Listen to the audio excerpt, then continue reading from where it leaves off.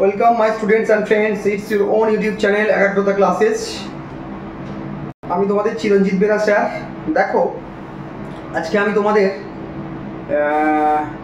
যারা উচ্চ মাধ্যমিক পরীক্ষা দিচ্ছ তাদের বিজনেস স্টাডিজ এক্সাম ছিল, সেই বিজনেস স্টাডিজ এক্সামের কোশ্চেনের সলিউশনগুলো নিয়ে চলে এসেছি। তোমরা ভিডিওটা শেষ অবধি দেখবে, দেখার পরে জানাবে কার কতগুলো অ্যান্সার সঠিক হলো, কমেন্ট করে একটু জানাবে।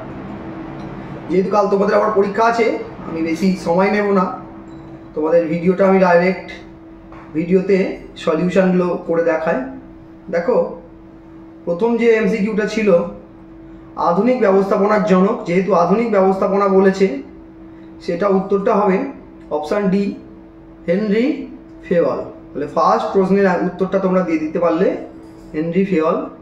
নিম্নলিখিত কোনটি ব্যবসার সামাজিক উদ্দেশ্য? সামাজিক উদ্দেশ্য বলছে মানে অপশান ডি, কর্মসংস্থান সৃষ্টি। 3 নম্বরটা, নিচের কোনটি সমন্বয় সাধনের বৈশিষ্ট্য নয়? অপশান ডি, একক প্রচেষ্টা। পরবর্তী দেখো আরেকটা প্রশ্ন পড়েছে, বৈজ্ঞানিক ব্যবস্থাপনার জনক এফডব্লিউ টেলর। নেক্সট 5 নম্বর প্রশ্ন, পুনর্বার ব্যবহারযোগ্য পরিকল্পনার অন্তর্ভুক্ত হলো? অপশান ডি, সবকটা। নেক্সট, কার্যকালের ভিত্তিতে পরিকল্পনাকে কটি ভাগে ভাগ করা যায়?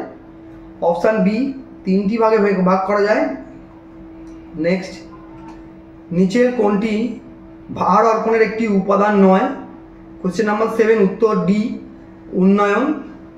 কোয়েশ্চেন নাম্বার 8, ব্যবস্থাপনাকে বিবেচনা করা হয়, খুব সহজ প্রশ্ন, কলা ও বিজ্ঞান উভয়ের সংমিশ্রণ, অপশান সি। কোয়েশ্চেন নাম্বার 9, নিচের কোনটি কর্মীপদ পূরণের অংশ নয়? বিজ্ঞাপন।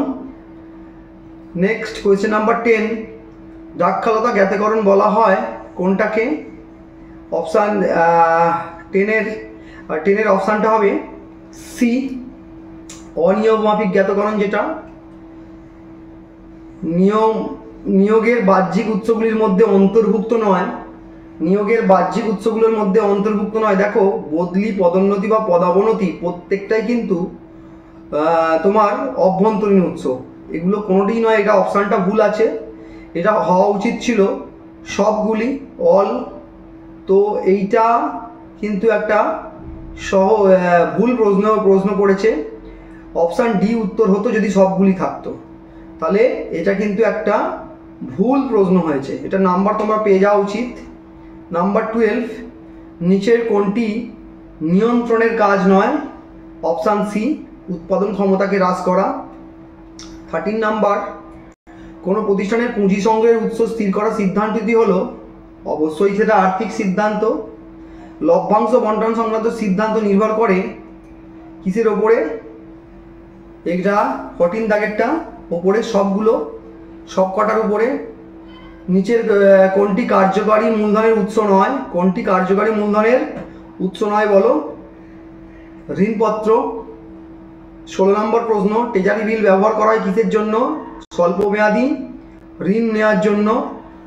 17 নম্বর প্রশ্ন দেখো, ভারতের জাতীয় স্টক এক্সচেঞ্জের তালিকাভুক্ত হওয়ার জন্য কোনো কোম্পানির ন্যূনতম মূলধন হওয়ার প্রয়োজন 3 কোটি টাকা। বর্তমানে মোট স্টক এক্সচেঞ্জের সংখ্যা 24। সহজলভ্য পণ্যগুলি হলো 1 নম্বর উপভোক্তার পণ্য। নেক্সট, উৎকৃষ্ট গুণমানের উৎপাদনের মাধ্যমে ক্রেতা সৃষ্টি সম্ভব, এটি কি ধরনের ধারণা? বলো? 20টা পণ্যমুখী ধারণা। নেক্সট 21 নাম্বার, নিচের কোনটি বিক্রয় সম্প্রসারণের সঙ্গে অন্তর্ভুক্ত নয়? দেখো অপশান ডি, প্রতিযোগিতা। নেক্সট, জাতীয় কমিশনের রায়ের বিরুদ্ধে ড্যাশ দিনের মধ্যে ভারতের মাননীয় সুপ্রিম কোর্টে আপিল করা যেতে পারে? বলো এটা কত দিনের মধ্যে হতে হবে? 30 দিন। রাজ্য ক্রেতা কমিশনের সভাপতি কে নিয়োগ করে? উত্তর এ, রাজ্য সরকার। লাস্ট প্রশ্ন, জেলা ক্রেতা আদালতের সদস্য সংখ্যা হলো? অপশান বি, 3 জন। দেখো 24টা এমসিকিউরই উত্তর তোমাদের করিয়ে দিলাম, তো দেখে তোমরা জানিও যে তোমাদের ঠিক কতগুলো করে কারেক্ট হলো। আর কাল তোমাদের শেষ পরীক্ষা কস্টিং অ্যান্ড ট্যাক্সেশন রয়েছে। কালকের জন্য তোমাদের অল দ্য বেস্ট। কালকের পরীক্ষাটা তোমাদের খুবই ভালো হোক। যারা চ্যানেলটা এখনও সাবস্ক্রাইব করোনি ইমিডিয়েটলি সাবস্ক্রাইব করো, কারণ তোমাদের এইচএস এক্সামের পরে তোমরা যারা বিকম পড়বে আমাদের থেকে কিন্তু বিকমের সমস্ত রকম সুযোগ সুবিধা পাবে। তাই অবশ্যই করে চ্যানেলটা সাবস্ক্রাইব করো, বন্ধুদের মধ্যে শেয়ার করো, পরবর্তী ভিডিওর জন্য ওয়েট করো। Thank you so much.